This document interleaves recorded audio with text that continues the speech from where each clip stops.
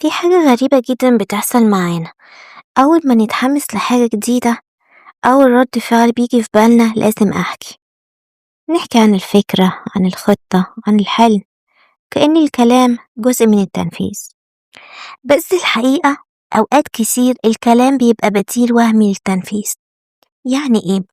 يعني مجرد ما تحكي بتحسي إنك عملتِ حاجة، إنك قربتِ، بس في الواقع أنتِ لسه ما بدأتيش. خليني أقولك على حاجة علمية شوية بس ببساطة.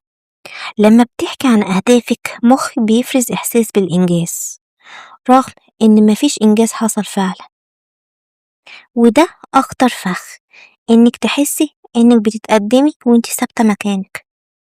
غير كده في حاجة تانية، مش كل اللي بيسمعك بيسمع بحب، في ناس بتسمع وتقارن، في ناس بتسمع وتشك، في ناس بتسمع وتستنى غلطة، وحتى لو ما قالوش حاجة طاقة الشك دي بتوصلك، فبتبدأي تشكي في نفسك، فكرتك، في خطوتك، وتبطلي قبل ما تبتدي أصلا. طيب هل ده معناه إنك تسكتي عن كل حاجة؟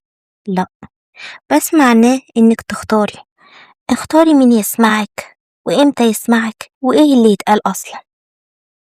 في فرق كبير بين مشاركة واعية واستعراض غير محسوب. المشاركة الواعية إنك تحكي لناس بتدعمك بعد ما تكوني بدأتي فعلا، لكن الاستعراض إنك تحكي كل حاجة للناس قبل ما تعملي أي حاجة، ودي النقطة اللي بتضيع ناس كتير.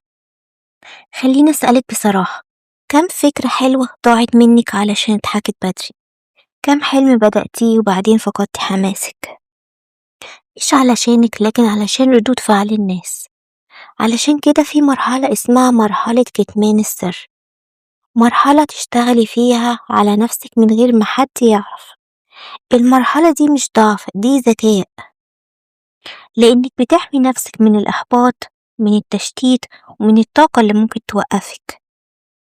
وفي الآخر مش كل حاجة لازم تتقال، في حاجات الأحسن ليها إنها تتعمل في هدوء وتبان في الوقت الصح. افتكري دايما مش كل الناس تستاهل تعرف خطتك، لكن كل الناس هتشوف نتيجتك.